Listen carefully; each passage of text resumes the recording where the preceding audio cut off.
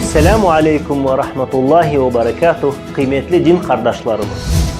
Bugünkü Ramazan nasihatımız dinimizge göre işçi tutmakның yeri